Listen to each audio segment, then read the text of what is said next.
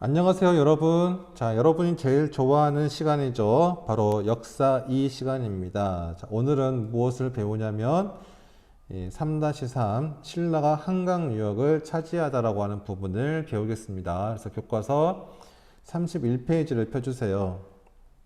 자, 폈으면 같이 보죠. 자, 여기 이렇게 신라 전성기 때의 지도가 나와 있는데요. 지난해 조그만 나라인 그 사로국에서 시작된 신라가 어떻게 해서 이 가야를 병합을 하고 한강 유역을 차지하고 그리고 이 저기 옛날에 옥저가 있었던 함흥평화까지 진출하게 되었는지 그 비결에 대해서 같이 알아보도록 합시다. 자, 지난 시간에 배웠던 내용인데요. 자, 한강 유역을 일시적으로 회복한 왕이 있었죠. 이 한강 유역이라고 하면 바로 이제 이쯤 되거든요. 예, 그래서 이 한강 유역을 일시적으로 회복한 백제 왕이 누구였었죠? 네, 그렇죠. 바로 성왕이죠, 성왕. 그래서 성왕은 이제 무령왕을 이어받아서 백제의 중흥을 이끈 왕으로서 이 웅진에서 이 사비로 천도한 다음에 이제 중앙에 22개의 22개의 부처를 설치해서 나라 일을 처리하도록 하게 했고, 그 다음에 수도와 지방을 각각 다섯 구역씩 나눠가지고 국왕 중심으로 쉽게 중앙과 지방을 쉽게 통치하고자 힘썼던 왕으로서 이렇게 체제 안정에 힘쓴 결과 신라와 연합해서 한강 유역을 일시적으로 회복을 했지만 당시 신라 진흥왕의 배신으로 말미암아서 이 한강 하류 지역을 신라에게 빼앗기게 되었죠.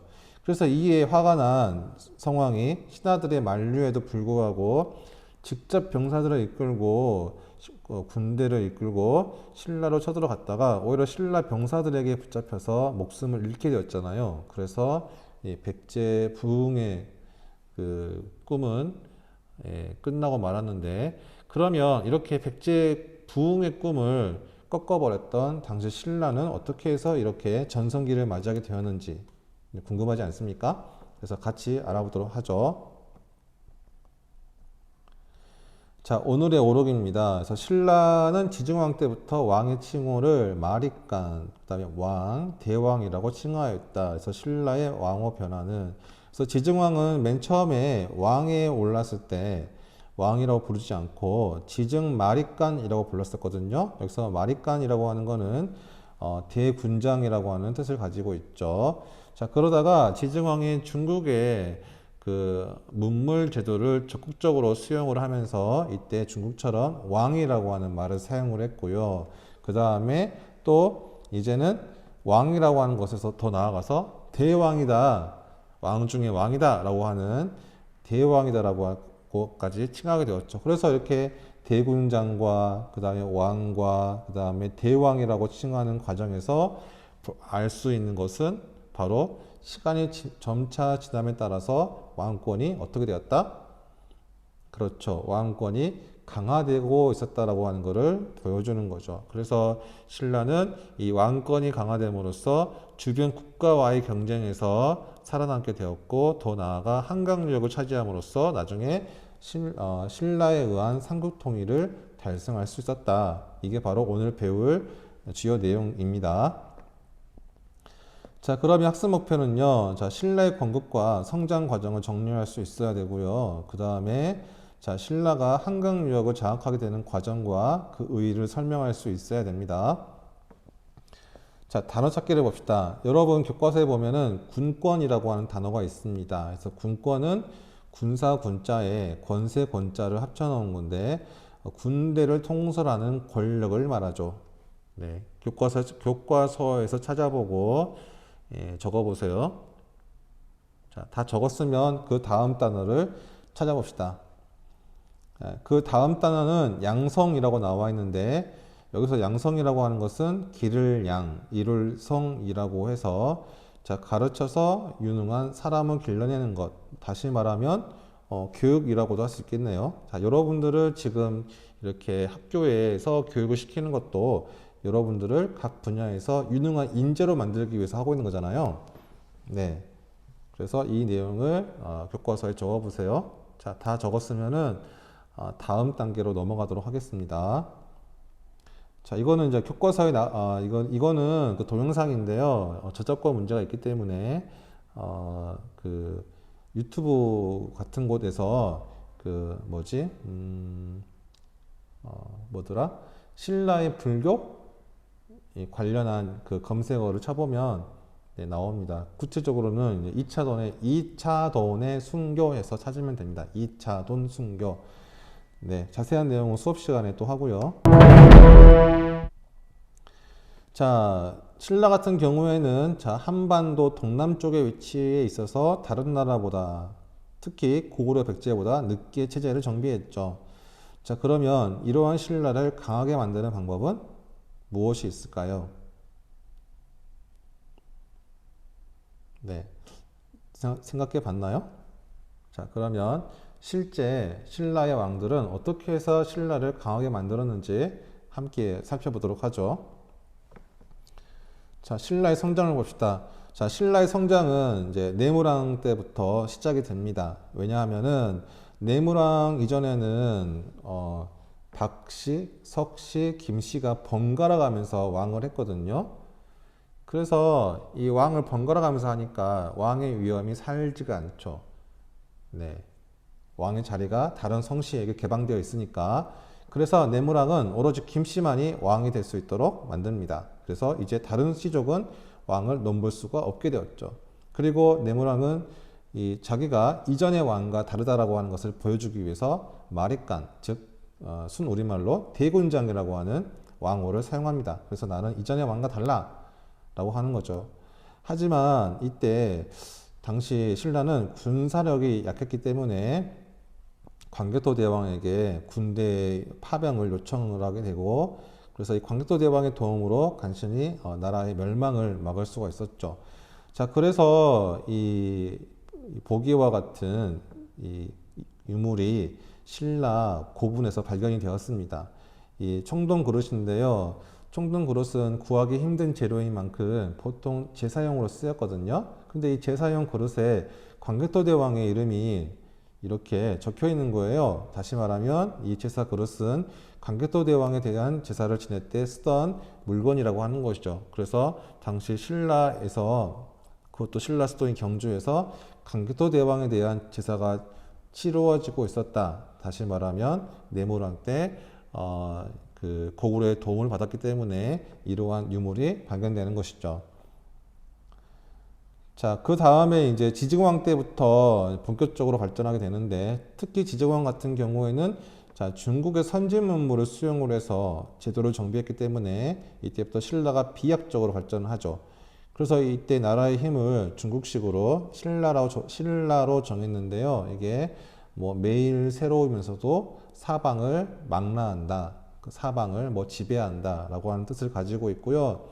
그 다음에 이때까지만 하더라도 마립간이라고 하는 것을 왕의 칭호로 사용했지만, 이제는 중국처럼 왕이라고 하는 칭호를 사용을 하고요. 그리고 이제 지방을 통치하기 위해서 중국의 통치 제도를 벤치마킹하고, 그 다음에 소를 이용을 해서 경작을 하면 농업 생산력이 높아지기 때문에 국가적인 차원에서 소를 이용한 경작을 장려를 하죠. 그 다음에 이제 우상국을 점령함으로써 이제 다른 나라에, 즉 고구려에 조공을 갖다 바치는 신라가 아니라 이제는 다른 나라로부터 조공을 받는 신라가 됨으로써 신라의 국제적인 위상을 높이게 됩니다. 자, 그 다음에 이제 계속 이 왕들이 업적을 이어받아서, 자, 법흥왕은 국왕 중심의 통치 체제를 마련하기 위해서 율령이라고 하는 걸 반포하고요. 그 다음에 관리의 등급과 관복의 색을 정함으로써 지배층 내의 위계 서열을 정하고, 그 다음에 상대등이라고 하는 귀족 대표직을 설치함으로써 이 귀족의 의견을 정치에 반영을 하고, 그 다음에 병부를 설치함으로써 국가 차원에서 병사를 관리할 수 있도록 하게 합니다. 옛날에는 이제 귀족들이 각기 병사를 가지고 있었기 때문에 왕은 귀족에게 동의를 구해서 군사를 빌려와야 했었거든요. 그런데 이제는 병부를 설치해서 국가 차원에서 병사를 관리하니까 굳이 귀족에게까지 막 아쉬운 소리를 하면서까지 병사를 빌릴 필요가 없게 된 것이죠. 그만큼 신라는 더욱더 이제 전쟁의 수월한 나라가 되었다. 다시 말하면 다른 나라와 전쟁했을 경우에 보다 군사를 모으기가 쉽게 되었다라고 하는 거죠. 그러니까는 이제 점차 주변국들을 점령해 나가는데 한때 잘 나갔던 이때 금강가야가 이 법흥왕 때에 정복이 되고요. 근데 이렇게 자꾸 영토로 넓혀 나가다 보면은 새롭게 점령한 지역의 문화가 기존에 있는 신라 문화와 맞지 않을 거 아닙니까? 그러면 이제 기존의 문화와 새로운 문화가 통합될 수 있는 보다 고차원적인 그 종교가 필요하게 되겠죠. 그래서 이제 불교를 공인하게 된 거예요. 이 지배층과 피지배층들을 포용하기 위해서. 그리고 이제 신라는 엄연한 독립국이다라고 하는 것을 보여주기 위해서 그 전까지만 하더라도 다른 나라의 연호를 빌려다 썼지만은 이제는 신라는 독자적으로 만든 연호를 사용을 하기 시작을 했죠. 자, 그래서 이제 진흥왕 때가 되면은 이제 법흥왕 때 체제 정비가 완료됐기 때문에 이제 진흥왕은 그 강화된 왕권을 바탕으로 해서 이제 군사들을 동원해서 영토를 넓히기만 하면 되는 거죠. 그래서 이 백제 성왕의 배신을 때리고 한강유역을 점령을 하고요. 근데 이 한강유역이라고 하는 것이 지금도 그렇지만 인적, 물적 자원이 풍부한 곳이죠. 사람도 많이 살고 그 다음에 농업 생산량도 높은 지역이고 게다가 중국과 직접 이 한강을 통해서 교류할 수 있거든요. 그래서 이 대외 교류에도 상당히 중요한 곳이죠. 또한 이제 그 마지막까지 버티고 있던 대가야가 이제 신라에게 정복됨으로써 가야는 드디어 멸망을 하고요. 그 다음에 한때 옥저 땅이었던 고구려 태조왕 때 옥저를 정복함으로써 이 옥저가 차지하고 있던 함흥평화가 이 고구려로 넘어갔잖아요. 근데 이 고구려로 넘어간 함흥평화를 다시 신라가 찾아오고요. 그 다음에 청소년 군사 조직인 화랑도를 국가 조직으로 재편합니다. 그래서 이 국가가 필요할 때 언제든지 청소년들을 전쟁에서 활용할 수 있도록 하게 한 것이죠. 그래서 그 대표적으로 활용했던 사람이 김유신과 관창이 있지 않습니까? 그래서 관창 같은 경우에는 백제와의 전쟁이 터졌을 때 손수 앞장서서 싸움으로써 신라인들은 사기를 높이는데 크게 도움이 되었죠. 그래서 이제 신라의 힘이 전에 비교할 수 없을 정도로 세지니까 그 강해진 국력을 과시할 필요가 있잖아요. 그래서 이 진흥왕은 황룡사라고 하는 어마무시한 규모로 절을 지음으로써 신라의 국력을 과시하게 되는 거죠.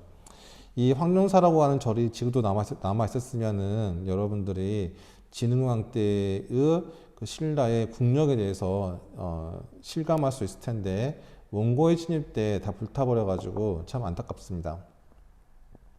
자, 그래서 여기 보면은 이렇게 지도가 나와 있죠. 그래서 이 지증왕 때에 이렇게 우상국이 병합이 되고 그 다음에 법흥왕 때에 금간가야가 병합이 되고 그 다음에 진흥왕 때 대가야와 한강유역 그 다음에 이 함흥평화가 이 병합이 되고 해서 점차 왕권 강화와 함께 신라의 영토가 확장되어 갔다라고 하는 것을 알고 계시면 좋을 것 같습니다. 그래서 왕권 강화가 옛날에는 중요했죠. 자, 그러면 신라가 고구려 백제보다 체제 정비가 늦어진 이유는 무엇일까요? 자, 그것은 이제 그 지리적인 것과 관련이 있는데요. 자, 이 고구려 같은 경우에는 중국이 바로 옆에 붙어 있으니까 이렇게 교류해가지고 선지문물을 받아들일 수 있습니다. 백제 같은 경우에도 이 한강에 위치했으니까 바다를 통해서 이 중국과 교류를 할 수 있죠. 그런데 이 신라인 사로국 같은 경우에는 여기 이렇게 이 산맥으로 가로막혀 있거든요. 그래서 교통이 불편해요. 네. 그래서 이 고구려와 백제에 비해서 이 체제 정비가 늦을 수밖에 없었다. 선진 문물의 받아들인 속도가 그만큼 늦었기 때문에.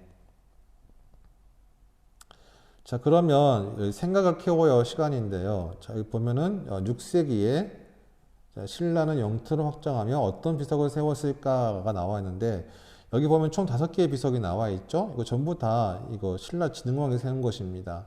진흥왕이 직접 가가지고 새롭게 점령된 영토를 둘러보면서 세운 비석이죠. 이게 이제 그 가장 먼저 세워진 충북 단양의 적성비인데요. 그 성의 색깔이 붉은색이어서 적성이라고 불립니다. 그래서 여기는 옛날에 그 고구려 땅이었는데요. 여기 이 적성 지역 주민이 신라가 여기 적성을 점령하는데 큰 도움을 주었기 때문에 이를 표창하기 위해서 세운 비석이 바로 신라 적성비죠. 네, 그 다음이 이제 경남 창녕에 세운 진흥왕 척경비인데요. 이 가야가 이제 그 진흥왕 때 완전히 병합이 되었잖아요. 그래서 병합되기 1년 전에 창녕에 와가지고 옛 가야 지역을 돌아보면서 백성들을 다독이면서 이제 앞으로 여기가 신라 영토인 것을 이제 사람들 머릿속에 각인시켜주기 위해서 이러한 비석을 세운 것 같습니다. 그 다음에 이제 세운 비석이 그 백제 성화를 배신하고 이제 여기 한강유역을 차지하게 되었잖아요. 그래서 이 서울은 북한산에 올라가면은 한강유역이 다 보이거든요. 그래서 진흥왕이 직접 북한산 정상까지 올라가서 새롭게 정년된 한강유역을 돌아보고 앞으로 이제 이 지역에 대한 통치를 밝히기 위해서 이렇게 북한산 순수비를 세우게 됩니다. 자, 그 다음에는 이제 고구려로부터 이 함흥평화 지역을 차지하게 되었거든요. 그래서 또 직접 가가지고 이렇게 새롭게 점령이 된 고구려 지역을 돌아보면서 또 이렇게 황초령 지역에다가 순수비를 세웠습니다. 그 다음 마지막으로는 여기 최북단에 있는 마온령까지 가가지고 이 북방 지역을 돌아본 다음에 이제 마지막 순수비를 세우게 되었죠. 그래서 이렇게 이 5개의 순수비를 통해서 당시 신라의 최대 영토를 가늠해 볼 수가 있는 것이죠. 자, 그러면 첫 번째 문제. 자, 진흥왕이 영토를 확장하면서 각지의 비석을 세운 이유를 추론하여 이야기해보자. 인데요. 자, 생각을 한번 해보세요. 자, 생각 다 했나요? 그럼 같이 한번 확인해 보도록 합시다. 자, 진흥왕은 비석을 세워서 신라의 영토임을 표시하고, 또한 진흥왕의 영토 확장을 칭송하는 내용을 담아서 영역이 확대된 것을 기념하였다. 네, 영토인 것, 쉽게 말하면 신라의 영토인 것을 기념하기 위해서 세운 거네요. 그 다음에 두 번째, 신라가 한강유역을 차지하고 세운 비석의 이름을 써보고 한강유역 차지의 의미를 써보자. 그래서 아까쯤에 북한산 이야기했었잖아요. 그렇기 때문에 서울 북한산 신라 진흥왕 순수비이다. 그래서 신라는 자원이 풍부하고 대외교류에 편리한 한강유역을 차지하여 삼국 통일의 기반을 마련하였다. 그래서 신라는 이 한강유역을 통해서 중국과 교류를 해서 나중에 백제와 고구려를 멸망시키기 위해서 나당 연합군을 결성을 하게 되었죠. 자, 그 다음에 이제 오늘 배운 내용을 한마디로 요약하면, 자, 신라는 이곳을 차지함으로써 한반도 동남쪽에 치우친 지리적 약점을 극복하고 중국과 직접 교류할 수 있는 발판을 마련하였다라고 나와 있는데, 바로 무슨 유역일까요? 네, 그렇죠. 바로 이 한강 유역이죠. 네, 지금 이 내용을 배웠죠. 자, 그 다음으로 넘어가서 형사평가 1번 문제. 자, 신라의 체제 정비 과정으로 옳은 것은, 그래서 네, 여기 답이 바로 나오네요. 네, 1번이죠. 네, 2번. 국호를 신라로 정한 것은 지증왕이죠. 지증왕. 그 다음에 마리간이라고 하는 칭호를 사용한 것은 네, 내무왕이고요. 그 다음에 김씨왕이 계승을 확립한 것은 내무왕이죠. 그 다음에 소를 이용한 경작을 장려한 것은 지증왕이고요. 이렇게 그 체제 정비 과정에서 활약한 각 왕들의 업적을 알고 있어야 됩니다.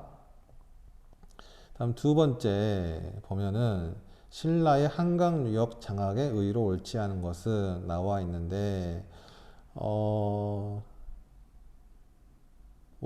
아까 집에 나왔지만 삼국 통일의 기반을 마련하였다 맞고요. 그 다음에 2번 활양도를 국가 조직으로 재편하였다. 이것은 진흥왕의 업적이지 뭐 한강 유역 장악과는 상관이 없죠. 그 다음에 자 한강 유역을 장악함으로써 이 고구려와 백제가 연합하는 것을 차단할 수 있었다. 그래서 이 한강 유역 즉 한반도 중부 지역을 신라가 차지하니까 백제와 고구려는 이제 직접 맞닿을 수 없게 되었거든요. 그래서 이들의 연합을 차단할 수 있게 되었죠. 그리고 한반도 중부 지역을 차지함으로써 동남쪽에 치우친 지리적인 약점을 극복할 수 있었고요. 또한 이 한강을 통해서 중국과 직접 교류할 수 있는 발판을 마련하였죠. 따라서 답은 2번이 되겠습니다. 자, 다음 시간에는 뭐 하냐면 이제 가야 연맹이 성장하다라고 하는 부분을 배울 텐데, 자, 이 가야는 여기 보이는 것처럼 본래 강옷이라고 하는 것은 여러 개의 철판을 이어가지고 만드는 것인데, 이것은 보면은 하나의 판을 가지고 이렇게 갑옷을 만들었잖아요. 그만큼 이 가야가 이 철을 다루는 기술이 뛰어났다라고 하는 것을 보여주는데, 근데 왜 이렇게 철을 다루는 기술이 뛰어났던 가야는 신라에게 멸망하게 되었을까? 자, 또 그리고 그것이 주는 교훈은 무엇일지 다음 시간에 함께 알아보도록 하겠습니다. 자, 고생했습니다.